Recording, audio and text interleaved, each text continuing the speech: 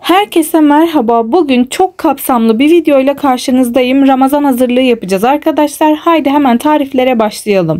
İlk tarifimiz yuvalama ya da tuvalak dediğimiz tarif olacak arkadaşlar.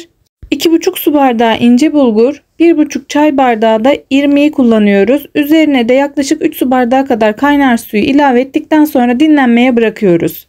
Bu bir hazırlık videosu olduğu için ayrıntılı gösterdiğim tarifler de olacak arkadaşlar. Kısa kestiğim tarifler de olacak. Ama bütün tariflerin ayrıntılı şekilde yapılmış videoları kanalımda mevcut olduğu için sizin için onları bir oynatma listesi yapacağım. Oradan da girip bakabilirsiniz. Çok az biber salçası, dolu dolu bir yemek kaşığı kadar domates salçası, bir yumurta ve baharatları kullanıyorum. Üzerine de gördüğünüz miktarda un ilave ediyorum.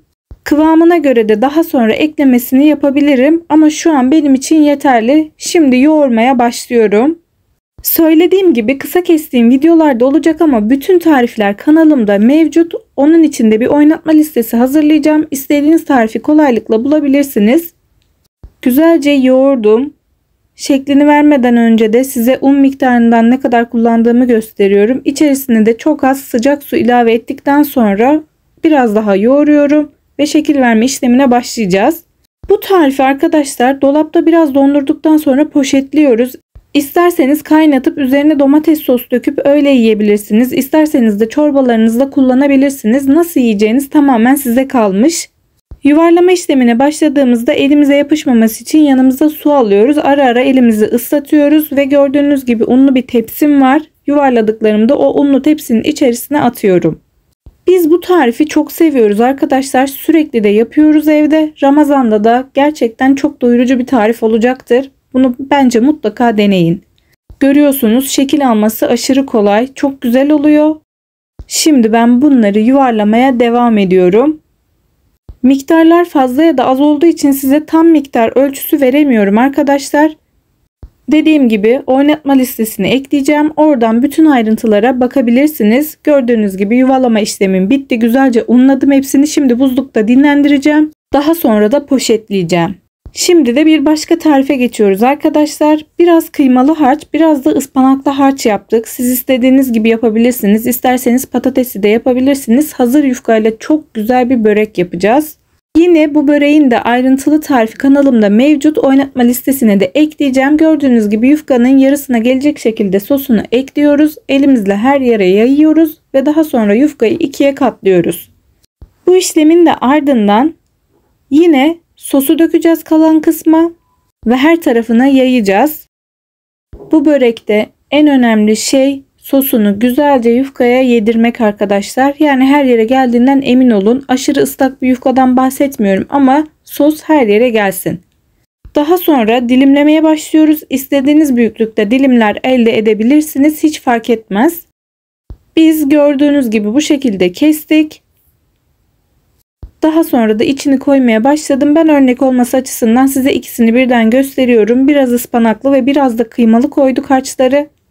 İkisinin tadı da muazzam oluyor. Şimdi gördüğünüz gibi sarma işlemine başlıyoruz. Bu şekilde sarıyoruz.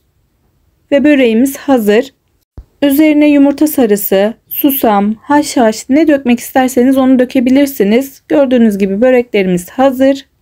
Biz pişirip de koyacağız. İsterseniz pişirmeden de buzluğa koyabilirsiniz. Tamamen tercih size kalmış. Bu şekilde de sahurda, isterseniz akşam yemeğinde çok rahat, pratik şekilde böreklerimizi yiyebiliriz. Şimdi sıra lahana sarmaya geldi. Biraz lahana ve biraz da sarma sardık arkadaşlar. İçini hazırladım bu şekilde. Yine bunları da pişirmeden buzluğa attık arkadaşlar. Pişirip de atabilirsiniz. Tercih tamamen size kalmış ama pişirmeden atmanızı tavsiye ederim. Nasıl sardığıma dair de kısa kısa gösterdim. Söylediğim gibi miktarlar kanalımdaki diğer videolarda mevcut. Oynatma listesi yapacağım sizin için daha rahat erişebilirsiniz diye videolara. Sarmaları önceden sarmak bana çok daha rahat geliyor arkadaşlar. Ramazan'da direkt çıkarıp pişiriyoruz. Çok pratik oluyor. Tavsiye ederim. Bence mutlaka deneyin derim. Ne kadar saracağınız, nasıl yapacağınız tamamen size kalmış. İsterseniz içini biraz kavurabilirsiniz. Ben hiçbir şey yapmadım, kavurmadım. Direkt sardım. Asma yapraklarım bitti. Şimdi de lahanayı sarıyorum arkadaşlar. Gördüğünüz gibi böyle parçalara böldüm.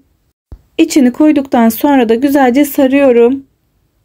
Bu şekilde Ramazan'da rahatça tüketebiliyoruz. Ramazana dair benim tariflerim bu şekildeydi. Siz neler yaptınız ya da neler yapmayı düşünüyorsunuz? Aşağıda yorumlara yazarsanız çok mutlu olurum. Aslında aklımda mantı falan da yapmak vardı arkadaşlar ama videoya yetiştiremedim. O yüzden sadece bunları koydum. Videonun ilerleyen kısımlarında farklı içeriklerim de var. Yine izledikçe göreceksiniz. Gerçekten çok kapsamlı bir video oldu. Hemen onu da çekemedim. Burada söyleyeyim. İsterseniz soğanlarınızı da doğrayıp kavurup buzluğa atabilirsiniz. Onları da çıkarıp yapmak çok pratik oluyor. Yine aynı şekilde maydanozları da doğrayıp atabilirsiniz. Ramazan'da uğraşmadan kısa kısa yapabilirsiniz. Gördüğünüz gibi lahanalarım da bitti. Sırada poğaça var. Arkadaşlar bu poğaçayı yaptım. Ayrıntılı şekilde de çektiğimi düşünüyordum ama pişirme aşamasını atlamışım. Sadece mayalandığını ve içerisine ne koyduğumu göstermişim. Gördüğünüz gibi o kadar güzel bir poğaça oldu ki arkadaşlar, yiyen herkes bayıldı. Kalanını da buzluğa attık. Şimdi de sırada lavaş ve ıspanaklı gözleme var arkadaşlar. Gördüğünüz gibi hamurunu annem güzelce yoğuruyor. İçerisinde sadece un, tuz ve su var. Hamuru yoğurduktan sonra bezeleri ayırıyor. Daha sonra da açıyor.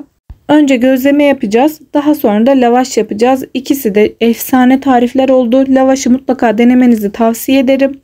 Özellikle de bizim gibi çok yapıp Ramazan'da da tüketebilirsiniz. Çok pratik olur. Bezeleme işlemi bu şekildeydi. Şimdi sırada açma var. Annem önce bezeleri bolca unluyor ki birbirine yapışmasın diye. Daha sonra da bir kabın içerisine koyuyor ve ağzını kapatıyor. Hava alıp kurumasın hamurlar diye. Gördüğünüz gibi açma işlemine başladı. Güzelce hamurunu açıyor ve içerisine istediğiniz malzemeyi koyabilirsiniz. Biz ıspanaklı yaptık. Siz ister patatesli, ister peynirli, isterseniz de kabaklı yapabilirsiniz. Bunların tarifi de kanalımda yine mevcut. Bakabilirsiniz. Ve kapama işleminin ardından elektrikli sacda pişirmeye başlıyoruz. O kadar güzel pişiriyor ki arkadaşlar, tavada yapmak çok vakit kaybı oluyor.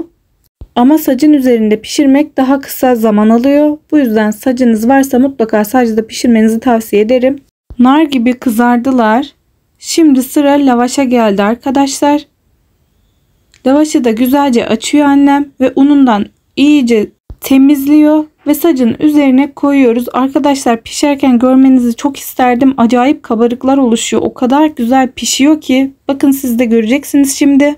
Sert lavaşlar elde etmek istiyorsanız daha fazla pişirmeniz gerekiyor çevire çevire, ama biz daha yumuşak olmasını istediğimiz için az pişirdik. Gördüğünüz gibi yumuşacık lavaşlarımız oldu. Bunları istediğiniz şekilde tüketebilirsiniz. Gördüğünüz gibi hem lavaşlarımız hem de ıspanaklı gözlemelerimiz hazır ve son tarifimiz olan içli köfteye geçtik. Un ve ince bulgur karışımını sıcak suyla bekletiyoruz arkadaşlar. Daha sonra bir adet soğan doğradık. Gördüğünüz gibi yağda güzelce kavuruyoruz. İçerisine kıymasını koyduk. Onu da güzelce kavuruyoruz ve baharatlarını ekliyoruz. İstediğiniz baharatı kullanabilirsiniz. Biz sadece tuz ve pul biber kullandık. Bulgur ve irmik karışımı güzelce şişti. İçerisine diğer malzemelerini ekliyoruz. 1 adet yumurta, biraz salça, tuz ve pul biber kullandık. Gördüğünüz gibi ve annem yoğurmaya başladı.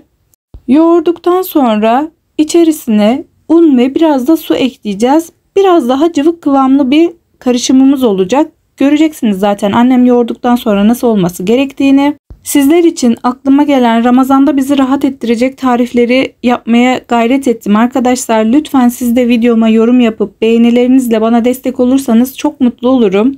İnşallah daha fazla insanın acı çekmediği, güzel günler göreceğimiz bir Ramazan geçiririz. Kıvamı gördüğünüz gibi olmalı arkadaşlar. Ben kıymanın içerisine biraz da ceviz ilave ettim ve karıştırdım. Şimdi şeklini vermeye geldi sıra arkadaşlar. Gördüğünüz gibi elimizi bolca ıslamalıyız ki şekil verirken bulgurumuz elimize yapışmasın. Gördüğünüz gibi incecik olacak şekilde açmaya devam ediyoruz. Açtıktan sonra içine harcımızı koyup kapatıyoruz. İstediğimiz şekli verebiliriz. Benim Ramazan'a hazırlık videom bu şekildeydi arkadaşlar. İstediğiniz farklı tarifler de varsa yorumlarda belirtebilirsiniz. Lütfen videomu beğenmeyi, arkadaşlarınızla paylaşmayı, yorum yapmayı unutmayın. Herkese şimdiden hayırlı Ramazanlar, görüşmek üzere.